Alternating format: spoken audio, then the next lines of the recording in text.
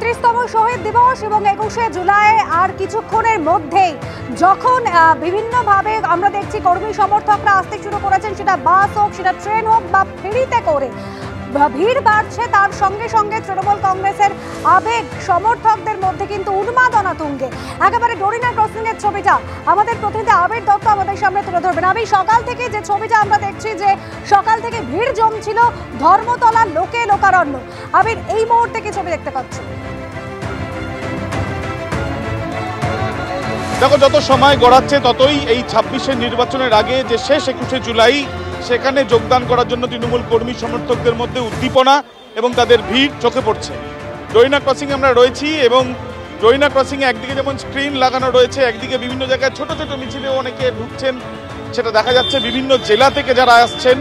এবং তার সঙ্গে একটা ছবি দেখাবো যে এখানে দলীয় পতাকা নিয়ে সবাই যেমন আসছে, তার সঙ্গে সঙ্গে আমরা দেখছি যে প্রাইভেট কার থেকে আরম্ভ করে ট্যাক্সি, সেগুলো ডোরিনা ক্রসিংয়ের এসএন ব্যানার্জি রোডের সামনে থেকে সেগুলো আসছে।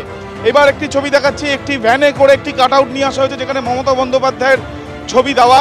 এবং এখানে কর্মী সমর্থকেরা যারা জানাচ্ছেন যে তারা এই ভ্যান নিয়ে এসছেন হাজরা থেকে, এবং এই যে হাজরা থেকে ভ্যানটি নেওয়া হয়েছে, সামনে মমতা বন্দ্যোপাধ্যায় এবং দুপাশে অভিষেক বন্দ্যোপাধ্যায় ও ববি হাকিম বা ফিরাদ হাকিমের ছবি। এই হচ্ছে ছবি এখানে সাজানো হয়েছে এবং সেখানে বাঙালি প্রধানমন্ত্রী হিসেবে মমতা বন্দ্যোপাধ্যায়কে তারা চান। এবং অভিষেক বন্দ্যোপাধ্যায়ের কাট আউট, সন্দীপ সাধুকে আমার ক্যামেরা পার্সনকে বলবো দেখানোর জন্য। মাঝখানে মমতা, একদিকে অভিষেক বন্দ্যোপাধ্যায় এবং একদিকে ফিরাদ হাকিম। এই যে কাট আউট একটা লাগানো হয়েছে, এটি একটি ভ্যানে করে একটি ট্যাবলোর মতন বানানো হয়েছে। যারা বানিয়েছেন তাদের সাথে কথা বলবো এবং অন্যদিকে ভিড়ের ছবিটাও দেখে নেব। একদিকে মমতা বন্দ্যোপাধ্যায়ের ছবি দেখছি, একদিকে অভিষেক বন্দ্যোপাধ্যায়ের কাট আউট, একদিকে ববি হাকিমের কাট আউট। সাজানো এখনো চলছে আপনাদের?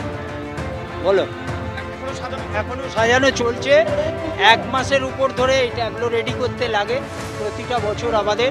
হ্যাঁ, তো আবেগের দিন এটা। আমরা একদিকে অভিষেকের কাট আউট, একদিকে ববি হাকিমের কাট আউট, একদিকে সামনে রয়েছেন মমতা বন্দ্যোপাধ্যায়। এটাই তো বাংলা, সম্প্রীতির বাংলা, বিশ্বের 1000 বছরের শ্রেষ্ঠ বাঙালি।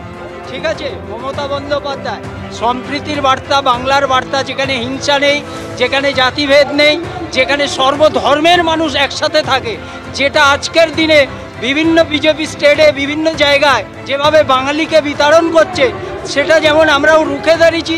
ওরা যেটা চেয়েছিল যে আমরা বাঙালিদের উপর টর্চার করব, আমরা এখানে মাইনরিটি বা যারা আদার্স আছে আমরা তাদের উপর এখানে হয়তো টর্চার করব।